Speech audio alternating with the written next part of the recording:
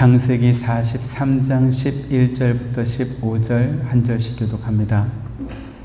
그들의 아버지 이스라엘이 그들에게 이르되 그러할진대 이렇게 하라. 너희는 이 땅의 아름다운 소산을 그릇에 담아 가지고 내려가서 그 사람에게 예물로 드릴지니 곧 유향 조금과 꿀 조금과 향품과 몰약과 유향나무 열매와 감 복숭아니라. 너희 손에 갑절의 돈을 가지고 너희 자루 가비에 도로 넣어져 있던 그 돈을 다시 가지고 가라. 꼭 잘못이 있었을까 그럴도다. 내 아우도 데리고 떠나 다시 그 사람에게로 가라. 전능하신 하나님께서 그 사람 앞에서 너에게 은혜를 베푸사 그 사람으로 너희 다른 형제와 베냐민을 돌려보내게 하시기를 원하노라. 내가 자식을 잃게 되면 이를 같이 그 형제들이 예물을 마련하고 갑절의 돈을 자기들의 손에 가지고 베냐민을 데리고 애굽에 내려가서 요셉 앞에 서니라. 아멘. 지난 시간에 하나님께서 요셉을 통해서 야곱과 또 그의 아들들이 회개할 수 있도록 은혜를 베푸셨다라고 하는 것을 확인해 보았습니다. 자기 중심적인 삶을 사는 대부분의 사람들은 자신의 행위가 언제나 정당하다 이렇게 생각합니다. 그래서 어떤 실수나 잘못을 했을 때 자기의 행동을 변명하고 정당화하며 심지어 죄를 범한 사실이 명백하게 드러났을 때조차도 쉽게 인정하려고 하지 않습니다. 하지만 하나님께서는 사람들이 세상에서 행한 모든 선한 행위와 악한 행위를 하나님의 공의로 판단하시며 그들이 행한 대로 심판하신다 이렇게 말씀하셨습니다. 요한계시록 20장 12절부터 15절. 또 내가 보니 죽은 자들이 큰 자나 작은 자나 그 보좌 앞에 서 있는데 책들이 펴 있고 또 다른 책이 펴졌으니 곧 생명책이라. 죽은 자들이 자기 행위를 따라 책들에 기록된 대로 심판을 받으니 바다가 그 가운데서 죽은 자들을 내주고 또 사망과 음부도 그 가운데서 죽은 자들을 내주매 각 사람이 자기의 행위대로 심판을 받고 사망과 음부도 불못에 던져지니 이것은 둘째 사망 곧 불못이라. 누구든지 생명책에 기록되지 못한 자는 불못에 던져지리라. 아멘. 이렇게 하나님의 심판이 명백히 있음에도 불구하고 세상에서는 악한 자들이 가장 높은 자리에 올라서 자기의 성공을 자랑하고 하나님을 멸시하며 정직하게 사는 사람들을 조롱하는 경우가 많이 있습니다. 하지만 그들이 앉아있는 그 높은 자리는 마치 롤러코스터가 가장 높은 꼭대기에서 떨어지기를 기다린 것과 같고 또 날이 시퍼렇게 서 있는 칼날 위에 서 있는 것과 같습니다. 성경이 그렇게 말씀하고 있습니다. 시편 73편 18절부터 20절 현대인 성경으로 보겠습니다.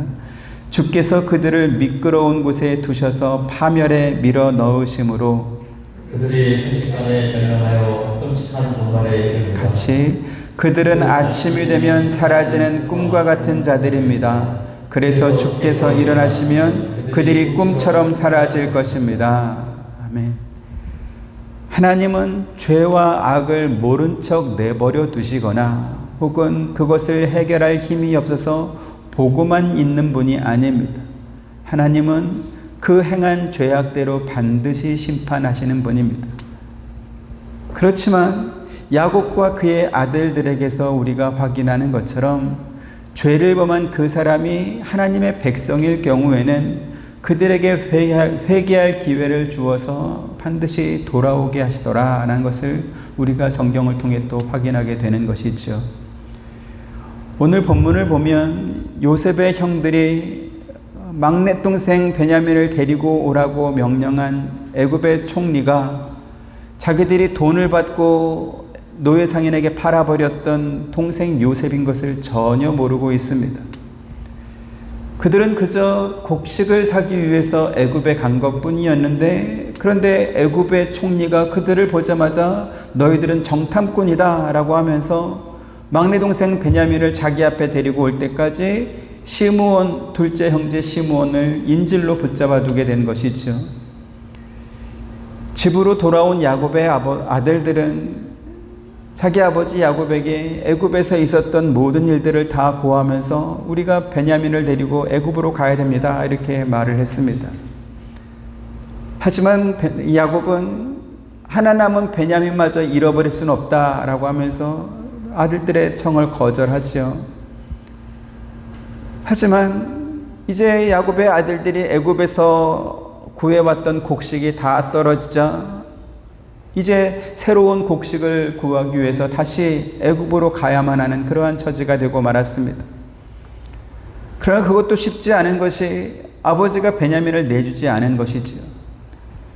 이미 정탐꾼이라고 하는 오해를 받았던 그들이기 때문에 베냐민과 함께 애굽으로 가지 않으면 양식을 사올 수도 없을 뿐만 아니라 그들의 신변 역시 위험해질 수 있었습니다. 그러자 넷째 아들인 유다가 자기 아버지에게 내가 담보물이 되어서 베냐민을 반드시 아무 탈 없이 다시 데리고 오겠습니다 라고 하면서 야곱을 설득했습니다. 회개는 잘못을 뉘우치고 후회하는 것으로 해결되지 않습니다. 오늘 본문에서 확인하고 있는 것처럼 회개에는 지은 죄에 대한 책임이 반드시 요구되더라는 것이지요. 지금 애굽에는 야곱의 아들들이 막내 동생 베냐민을 데리고 오기 전까지 둘째 형제인 시므온이 인질로 볼모로 붙잡혀 있습니다. 그리고 또 유다 역시 자기가 아버지의 담보물이 되어서 베냐민을 지키겠노라 이렇게 자청해서 나오고 있습니다. 요셉을 미워했던 그들이 20년 전에 돈을 받고 노예 상인에게 팔아버렸던 그 죄의 값을 이제 그들 스스로 볼모가 되고 담보물이 되어서 갚아야 되는 그러한 처지에 이르게 된 것입니다. 이것을 보면 오늘날 교회와 성도들이 회개에 대해서 너무나 가볍게 생각하고 있구나라고 하는 것을 우리가 확인하게 됩니다. 눈물로 뉘우치고 후회하는 말로 기도를 하면 회개가 됐다 이렇게 생각하는 것입니다. 물론 우리가 구약의 성도들처럼 죄를 용서받기 위해서 희생제물을 가지고 교회에 와야 되는 것은 아닙니다. 하지만 하나님께서 우리의 회개를 받아주시는 것은 예수 그리스도께서 우리를 대신해서 십자가에서 흘리셨던 피가 있었기 때문에 우리의 회개가 받아지는 것입니다. 이 말은 바꿔 말하면 우리가 하나님 앞에 회개할 때는 우리가 드리는 그 회개기도 앞에 예수님의 희생이 있었다라고 하는 사실을 반드시 기억해야 한다는 것이죠. 그래야만 똑같은 죄를 다시 반복하지 않게 되는 것입니다. 하지만 안타까운 것은 오늘날 교회에서 사랑만큼이나 오해되고 있는 개념 가운데 하나가 바로 회개입니다. 세상에서 사랑 그러니까 기독교의 사랑도 세상의 사랑처럼 감성적이고 감정적이고 또 사람 중심적인 그러한 사랑으로 그렇게 생각합니다. 그래서 너도 나도 서로 사랑하자 이렇게 말합니다. 하지만 우리 기독교의 사랑은 세상에서 말하는 그러한 사랑과 개념 자체가 근본적으로 다릅니다. 기독교의 사랑은 무엇입니까? 죄인들을 위해서 자기 아들도 아끼지 않고 내어주신 하나님의 사랑입니다. 또 죄인을 위해서 대신 십자가에서 죽임당하신 그리스도의 사랑입니다. 그래서 교회에서 서로 사랑하라 라고 말을 할 때는 에베소 5장의 말씀처럼 그리스도께서 교회를 사랑하시고 교회를 위해서 자기를 내어주심과 같은 그러한 희생이 포함된 사랑이다 라고 하는 것을 우리가 기억해야 될 것입니다. 회개 역시 마찬가지입니다. 배상이 없고 책임이 없는 죄의 속죄는 없습니다. 예수님께서 우리가 지은 모든 죄의 책임을 대신 지시고 십자가를 지시고 죽으셨다라고 하니까 회개에 대해서 너무나 가볍게 생각하고 그저 말 몇 마디와 눈물 몇 방울로 때우려고 하는 것입니다. 아닙니다. 그렇지 않습니다. 회개에는 책임과 배상이 반드시 있어야 된다라고 우리가 생각해야 되는 것이고 그렇게 회개와 배상이 있다라고 생각할 때 비로소 자기가 지은 죄에서 돌이켜서 새로운 삶을 살 수 있게 되는 것이지. 그런데 그 책임을 예수님께서 대신 주셨다라고 하니까 나는 똑같은 죄를 계속 범하면서 그저 교회에 나와서 눈물로 회개만 열심히 하면 된다 이렇게 생각합니다. 그러면 안 됩니다. 그것은 뻔뻔한 짓입니다. 20년 전에 요셉 혼자만 좋은 옷을 입고 집에서 지내고 한가하게 꿈 이야기나 하면서 자기들을 무시한다고 생각하니까 그게 미워서 요셉의 형들이 돈을 받고 노예 상인들에게 자기 동생을 팔아버리지 않았겠습니까? 그때 동생이 살려달라고 울면서 애원할 때도 그들은 동생에게 아무런 자비를 베풀어 주지 않았습니다. 하지만 이제는 다른 형제들이 막내 동생 베냐민을 지키기 위해서 시므온은 볼모가 되었고 또 유다는 담보물이 되어서 그 동생을 지키고 있습니다. 지난 시간에 우리가 살펴본 것처럼 요셉은 처음에 형제들이 자기 앞에 섰을 때부터 자기 형인 것을 알아보았습니다.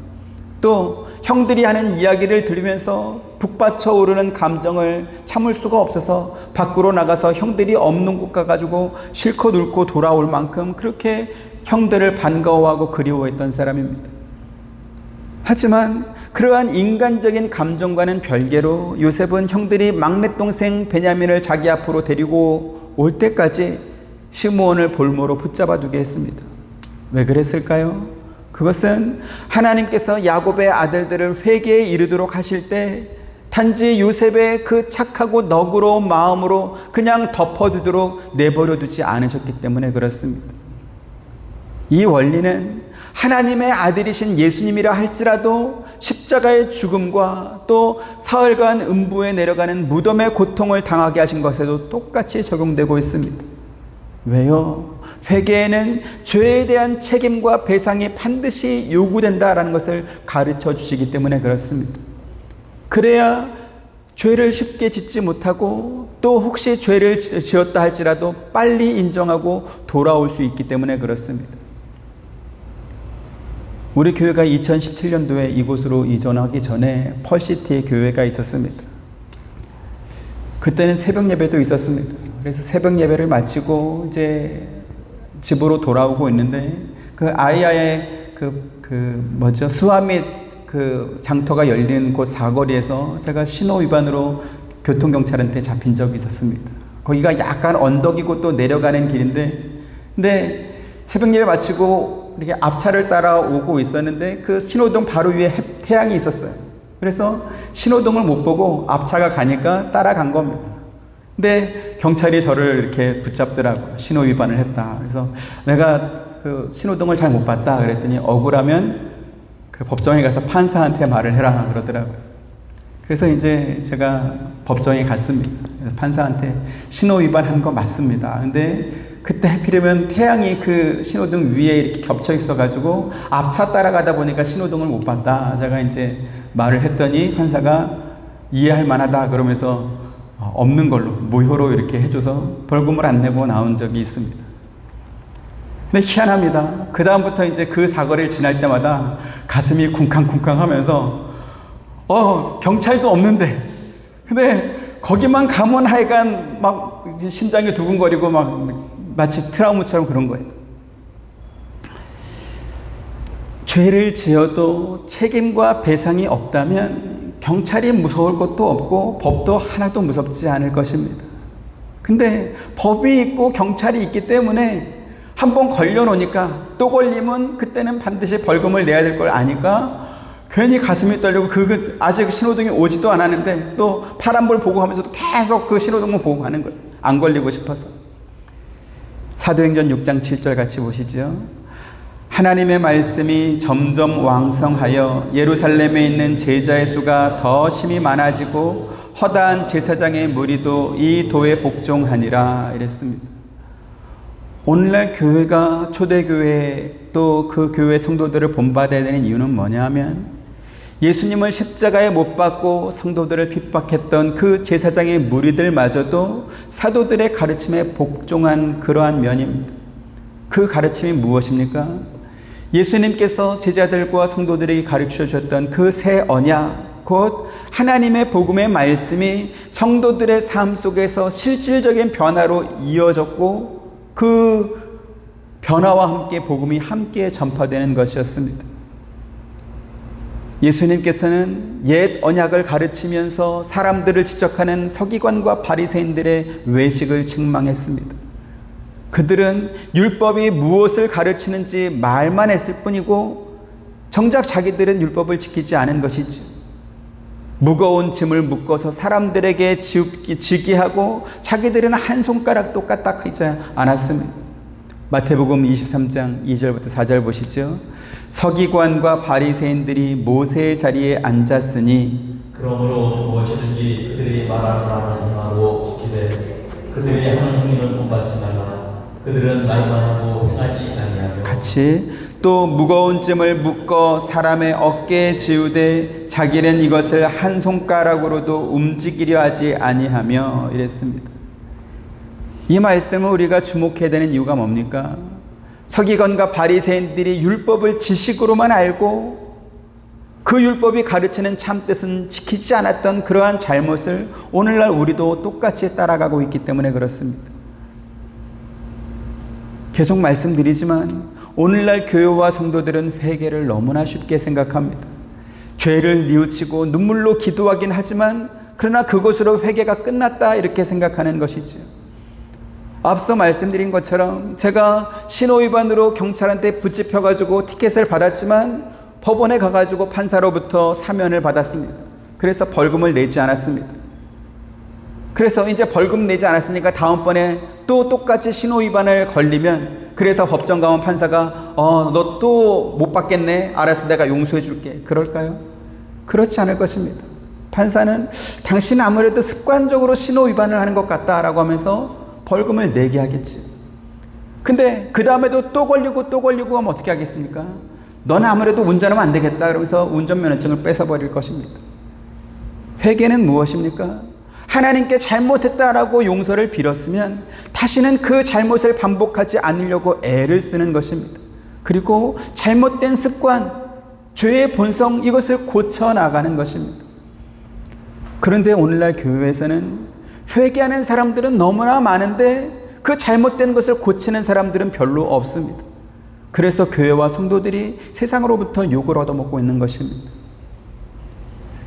얼마 전에 제가 어떤 한 성도님을 만났습니다.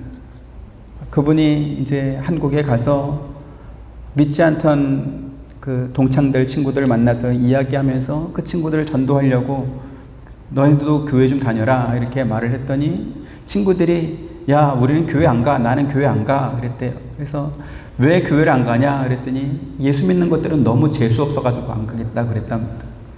그래서 뭐가 재수 없냐 이렇게 물어봤더니 그 예수 믿는 친구들 사는 모습을 보면 자기랑 별로 다를 바도 없고 어떤 때는 자기보다 더 이렇게 못됐게 사는 것 같은데 말로는 얼마나 거룩하고 경건한지 입만 살아가지고 그것들 꼴 보기 싫어가지고 교회를 안 가겠다고 말을 했다는 거예요. 그러면 저한테 목사님은 어떻게 생각하십니까? 또 이렇게 물어보시더라고요. 제가 뭐라고 그럴게요? 저도 그렇게 생각합니다. 이렇게 대답을 했습니다. 성경에 대해서 잘 알고 복음을 잘 설명할 수 있는 것도 큰 은사입니다. 하지만 사람은 말로 증명되지 않습니다. 사람은 그가 사는 모습으로 증명됩니다. 그것도 어느 한순간의 모습이 아니고요. 그가 살아온 세월의 발자국이 그 사람을 증명하는 것입니다. 우리의 신앙 역시 마찬가지입니다. 오늘날 교회가 신뢰를 잃어버리고 세상 사람들이 성도들을 곱지 않은 시선으로 바라보는 이유가 무엇입니까? 삶이 동반되지 않기 때문에 그렇습니다. 말하는 것 들어보면 온갖 좋은 말은 다 하는데 사는 것 보면 하나도 좋지 않게 사는 그것 때문에 그렇지. 우리가 앞에 읽었던 마태복음 말씀처럼 말은 잘하면서 자기는 한 손가락도 움직이지 않는다고 한다면 단지 말을 잘하는 그것만으로 그 사람의 신앙이 좋다 이렇게 말할 수 없을 것입니다. 이사야 1장 11절부터 14절 보시죠. 여호와께서 말씀하시되 너희의 무수한 재물이 내게 무엇이 유익하뇨? 나는 순양의 번제와 살찐 짐승의 기름에 배불렀고 나는 수송아지나 어린 양이나 순염소의 피를 기뻐하지 아니하노라. 너희가 내 앞에 보이러 오니 이것을 누가 너에게 요구하였느냐? 내 마당만 밟을 뿐이니라.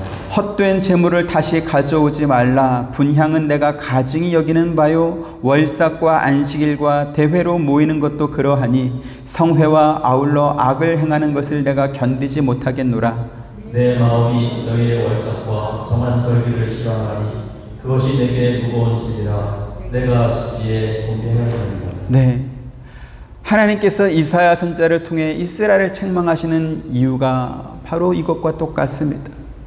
저들은 종교 행위는 너무나 열심히 잘했지만 그러나 그들의 삶은 하나님과 상관없이 살았다라는 것이죠.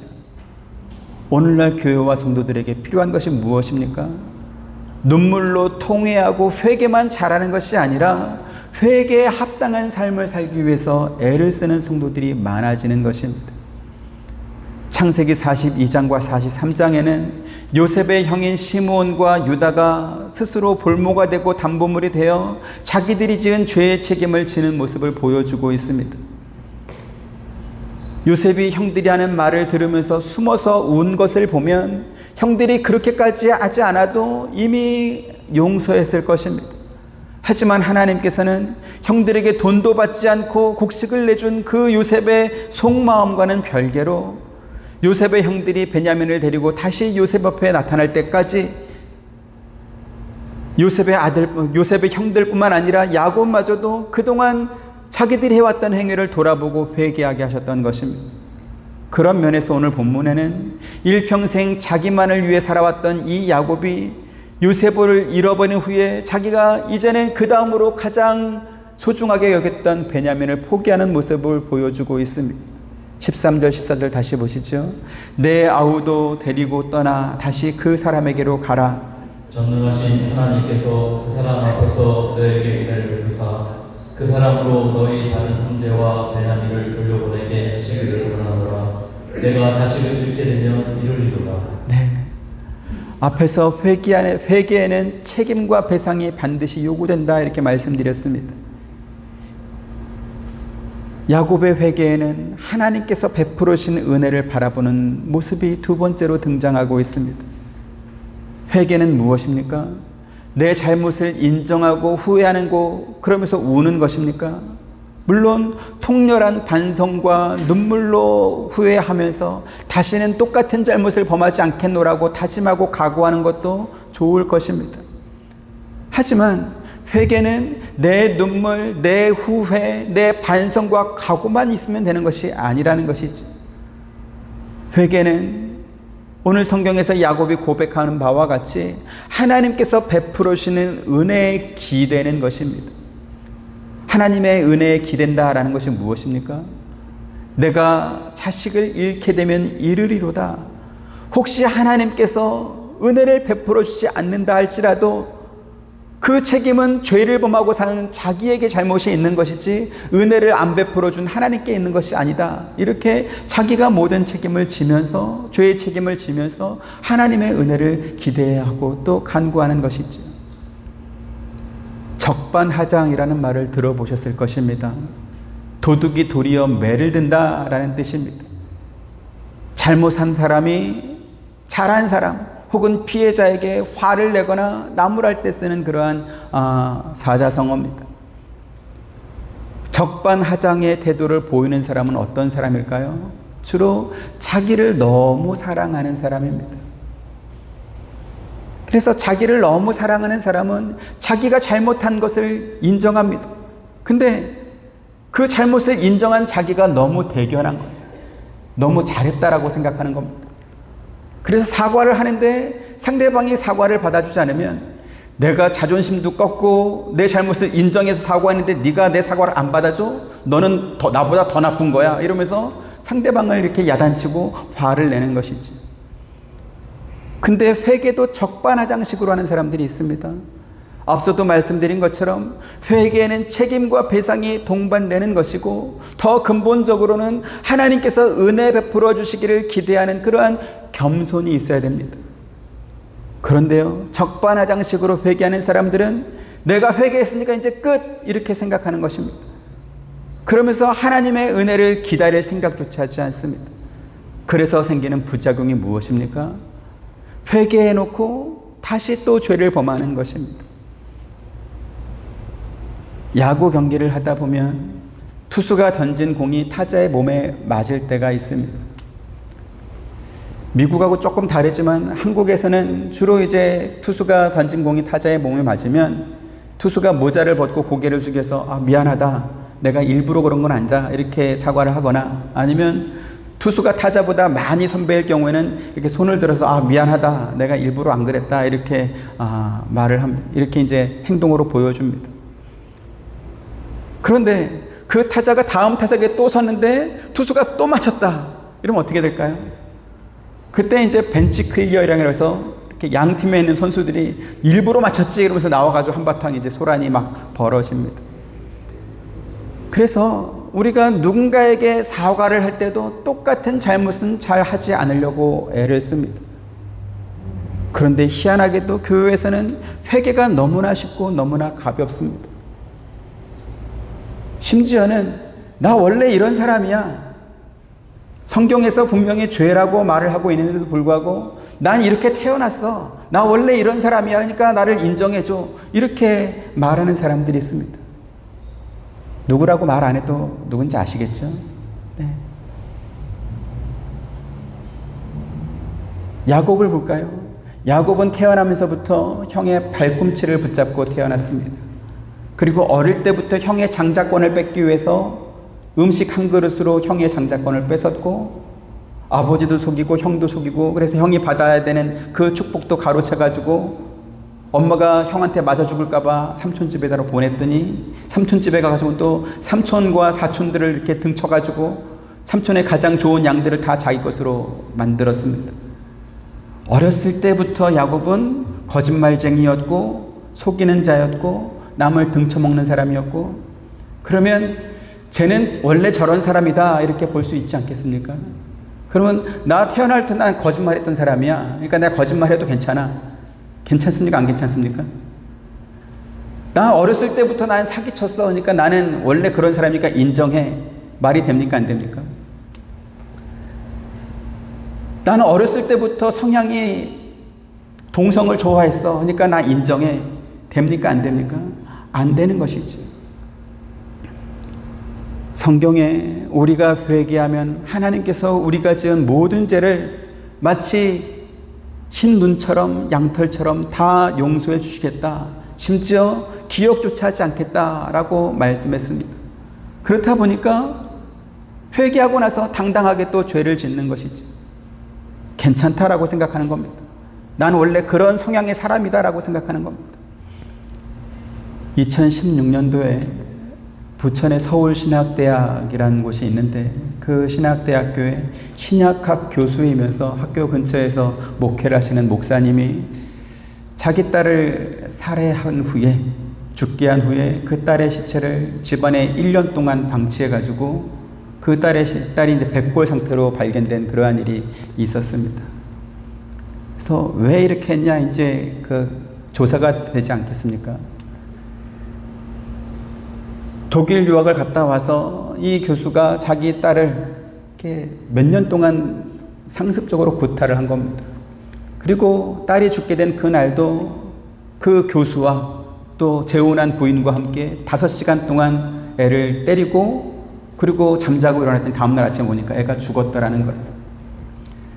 그래서 이제 이 사건을 취재한 기자가 이 사람한테 이제 물어봤습니다. 왜 죽은 딸을 1년 동안이나 집에 그렇게 방치했습니까? 이랬더니 딸이 죽은 걸 발견하고 하나님께 회개하면서 이 딸이 부활하게 해달라고 이렇게 기도했다는 겁니다. 여러분의 회개입니까? 아무리 훈육을 위해서 자식을 때렸다라고 변명을 할지라도 수년 동안 상습적으로 그렇게 딸을 죽을 만큼 구타를 하고 5시간 딸을 그렇게 때려놓고, 그리고 딸의 상태를 살피지 않고 자기는 마음 편하게 잠잔 것, 그것도 잘못입니다. 더 기가 막힌 건 뭐냐면 이 사람이 그 신약 성경에 써 있는 이 헬라어 수업 교재를 만들 만큼 그렇게 실력 있고 유명했던 그러한 신학 교수인데도 불구하고 회개나 부활을 자기 변명하는 용도로 그렇게 사용해 버린 것입니다. 죽은 딸의 시체에서 나오는 그 썩은 냄새가 밖으로 흘러나가면 이렇게 사람들한테 발각될까봐 방향제를 그렇게 막 뿌려가면서, 그러면서 눈물로 회개하면서 딸을 부활하게 해달라고 그렇게 기도하면 그 기도를 하나님이 들어주시겠습니까? 그 사람의 회개가 조금이라도 진정성이 있으려면 자기가 범한 죄에 대한 형벌을 받으면서, 그러면서 자기의 잘못을 뉘우치고 회개해도 될까 말까인데 이렇게 하고 있더라는 것이지. 다시 말씀드리지만 회개는 하나님께서 은혜를 베풀어 주시기를 기원하는 것입니다. 그런데 그 기원에는 내가 원하는 것을 이루어 달라라고 하는 그러한 부탁 기도만 있는 것이 아닙니다. 야곱의 말처럼 내가 자식을 잃게 되면 잃으리로다 라고 하는 가장 소중했던 것의 포기도 함께 있는 것입니다. 죄가 무엇입니까? 하나님보다 더 중요하게 생각하는 것이 바로 죄입니다. 혹시 하나님은 없더라도 이것만은 내가 포기할 수 없다, 꼭 있어야 되겠다, 이건 내가 꼭 가져야 되겠다라고 하는 그것이 바로 죄입니다. 야곱에게 있어서 하나님보다 더 중요했던 것은 복이었습니다. 성공이었습니다. 그래서 형을 속이고 아버지를 속여서라도 그 복을 자기 것으로 만들려고 했었고, 외삼촌이자 장인어른이었던 라반을 속여서라도 삼촌이 가진 가장 품종 좋은 그 양들을 자기 것으로 끝내는 만들어냈습니다. 고향으로 돌아와서라도 자기가 가장 사랑했던 그 라헬에게서 나온 이 요셉을 형들이 미워해서 노예상인들에게 돈 주고 팔아버릴 만큼 편애했던 사람이 바로 야곱이었고요. 야곱이 없어진 후에는 베냐민을 똑같이 그렇게 사랑했습니다.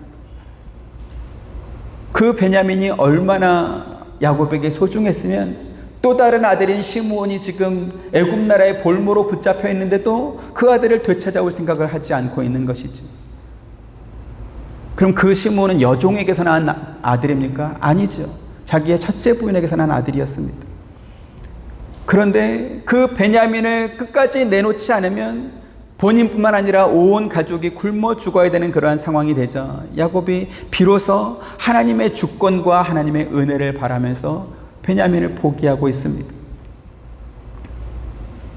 회개가 믿음으로 이어지는 것입니다. 사도행전 20장 21절 보시죠. 같이 봅니다. 시작. 유대인과 헬라인들에게 하나님께 대한 회개와 우리 주 예수 그리스도께 대한 믿음을 증언한 것이라 이랬습니다. 3차 전도 여행을 마친 바울이 예루살렘으로 돌아가면서 에베소 교회 장로들을 불러서 교회와 성도들을 부탁하며 했던 말입니다. 하나님께 대한 회개와 우리 주 예수 그리스도께 대한 믿음, 이것은 함께 따라오는 것이다 라는 것이죠. 회개가 하나님 없이 살았던 과거와의 단절과 돌아섬이라고 한다면 주 예수 그리스도께 대한 믿음은 우리를 용서하고 구원하신 하나님께 자기의 현재와 미래를 맡기는 것입니다. 야곱이 요셉이 없어진 후에 지금까지 생명처럼 이 아꼈던 베냐민을 잃게 되면 잃으리로다 라고 포기할 수 있었던 것도 하나님께 그 아들의 현재와 미래를 맡겼기 때문에 가능했던 것입니다. 그래서 야곱의 회개가 하나님께 대한 믿음으로 이어지고 있는 것입니다. 우리는 우리가 잘 될 때만 순종하는 것이 아니고 그 반대의 상황에도 순종해야 할 것입니다. 하나님의 뜻이라고 한다면 죽더라도 순종해야 될 것이고, 아무리 위태로운 길이라 할지라도 하나님께 모든 것을 내어 맡기고 나아가야 하는 것, 그것이 바로 우리 성도들이 걸어가야 하는 그러한 신앙의 삶인 것입니다. 페르시아 제국의 왕이었던 아하수에로의 시임을 받았던 하만이 자기에게 무릎 꿇지 않고 절하지 않는 모르드게와 또 그의 민족인 유대인들을 다 죽이기 위해서 모략을 꾸몄습니다. 이 사실을 안 모르드게가 자기의 사촌이자 왕후인 에스더를 찾아와서 네가 아하수에로에게 가서 유대인에 대한 사면을 좀 요청해달라 이러한 부탁을 합니다. 그런데요, 당시 페르시아 제국에는 왕이 부르지 않은 사람이 왕을 찾아오면 그가 누구든지 간에 그 사람을 죽이도록 법이 정해져 있었습니다. 에스더는 그와 같은 이유로 지난 한 달 동안 내가 왕의 얼굴을 본 적이 없었다. 왜? 왕이 나를 찾아오지 않고 나를 부르지 않기 때문에 내가 갈 수 없었다. 이런 말을 합니다. 그러자 모르드게가 하나님께서 너를 왕후의 자리에 오르게 하신 이유가 바로 이것 때문이 아닌지 누가 알겠느냐라고 하면서 다시 한번 에스더의 결단을 촉구했습니다. 그러자 에스더가 이렇게 말합니다. 에스더 4장 15절 16절. 에스더가 모르드게에게 회답하여 이르되 당신은 가서 산에 있는 유다인을 먹고 나를 위하여 금식하되 밤낮 3일을 먹지도 말고 마시지도 마소서. 나도 나의 신녀와 더불어 이렇게 금식한 후에 규례를 어기고 왕에게 나아가리니 죽으면 죽으리이다 하니라. 네, 지금 에스더가 죽으면 죽으리이다 라고 하면서 법을 어기고 아하수에로 왕에게 나아가겠다라고 대답한 것은 염세주의 운명론이거나 혹은 자포자기가 아닙니다.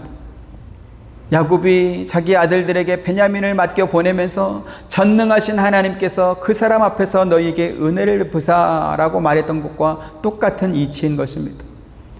절박한 상황에서 포기하는 심정으로 물러나는 것이 아니고 오히려 더욱더 적극적으로 하나님의 은혜를 기대하고 소망하는 것입니다. 이것이 바로 기대이고 이것이 바로 기도이고 또 참 믿음을 가진 성도의 자세인 것입니다. 출애굽기 23장 20절부터 22절.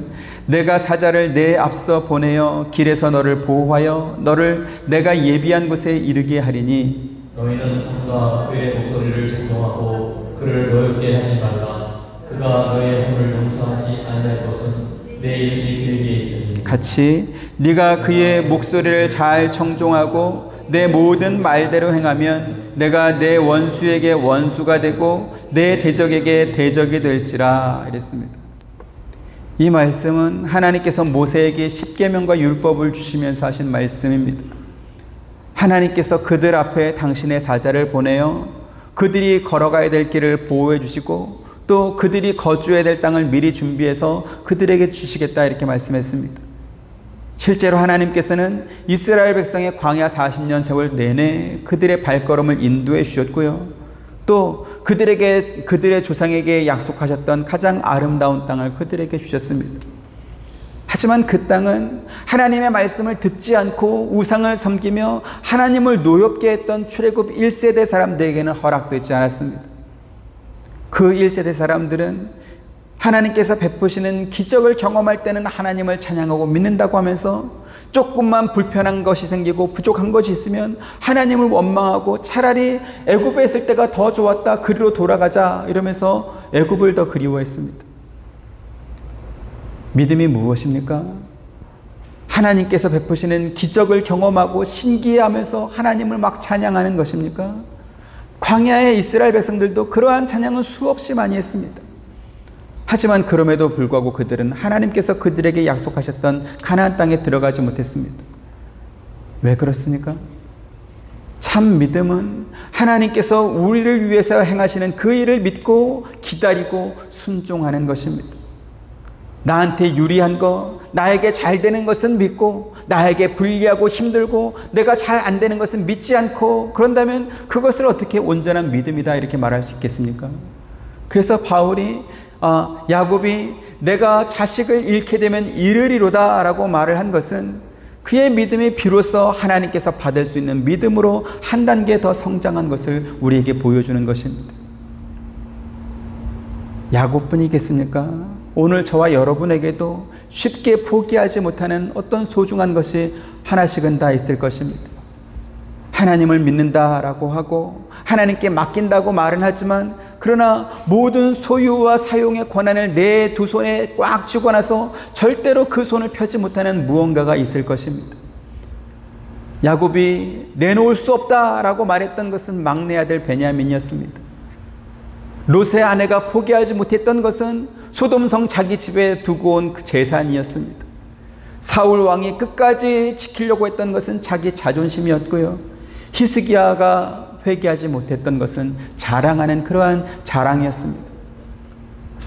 사도 바울은 그리스도 안에서 새롭게 발견된 자신을 깨닫고 나니까 이전에 자기가 자랑했던 모든 것들이 배설물과 같았다, 그렇게 여기게 되었다 이렇게 고백했습니다. 찬송가 436장 나 이제 주님의 새 생명 얻은 몸을 쓴 이호은 목사님도 하늘의 은혜와 평화를 맛보고 나니 이전에 좋던 것이 이제는 값없다 이렇게 또 고백했습니다. 요한복음 12장 24절 보시죠. 내가 진실로 진실로 너희에게 이르노니 한 알의 밀이 땅에 떨어져 죽지 아니하면 한 알 그대로 있고 죽으면 많은 열매를 맺느니라 이랬습니다. 한 알의 밀이 단지 땅에 떨어지기만 하면 열매를 맺는 것이 아니고 그 떨어진 씨가 그곳에서 죽어야만 비로소 많은 열매를 맺을 수 있다라는 것이죠. 그래서 25절 26절 자기의 생명을 사랑하는 자는 잃어버릴 것이요 이 세상에서 자기의 생명을 미워하는 자는 영생하도록 보전하리라.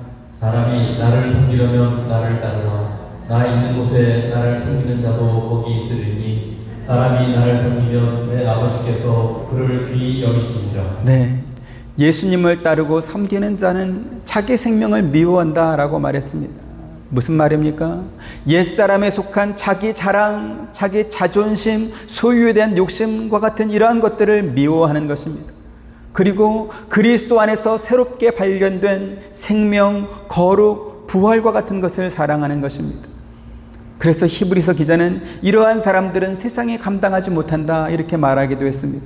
히브리서 11장 35절 38절 여자들은 자기의 죽은 자들을 부활로 받아들이기도 하며 또 어떤 이들은 더 좋은 부활을 얻고자 하여 심한 고문을 받되 구차히 풀려나기를 원하지 아니하였으며 또 어떤 이들은 조롱과 채찍질뿐 아니라 결박과 오래 갇히는 시련도 받았으며 돌로 치는 것과 톱으로 켜는 것과 시험과 칼로 죽임을 당하고 양과 염소의 가죽을 입고 유리하여 궁핍과 환난과 학대를 받았으니 이런 사람은 세상이 감당하지 못하느니라. 아멘. 저와 여러분 우리 한빛 장로교회는 세상이 감당하지 못하는 이러한 믿음을 가지는 성도들이 되기를 주님의 이름으로 축원드립니다.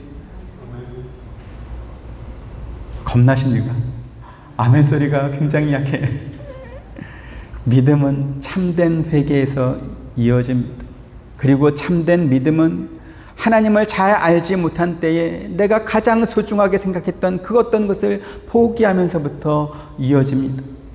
하나님을 믿는다라고 하고 하나님을 의지한다라고 말하면서도 내가 소중하게 생각하는 그것만큼은 내 손에 꽉 쥐고 놓지 못하고 있다면 그것은 참 믿음으로 이어질 수 없을 것입니다. 시몬과 유다가 자기들이 지은 잘못을 회개하면서 자기의 생명을 담보물로 내어놨습니다. 야곱 역시 자기가 가장 소중하게 생각하는 아들인 베냐민을 잃으면 잃으리로다 라고 하면서 하나님께서 은혜 베푸시길 원하노라 하나님의 은혜에 내맡기고 있습니다. 그리고 하나님께서는 그들의 믿음을 받으시고 그 가정을 회복시키고 있습니다. 저와 여러분이 요셉의 형들처럼 참된 회개에 이르게 되고 또 야곱처럼 참된 믿음에 이를 수 있게 되기를 주님의 이름으로 축원드립니다. 은혜로우신 아버지 하나님 감사합니다.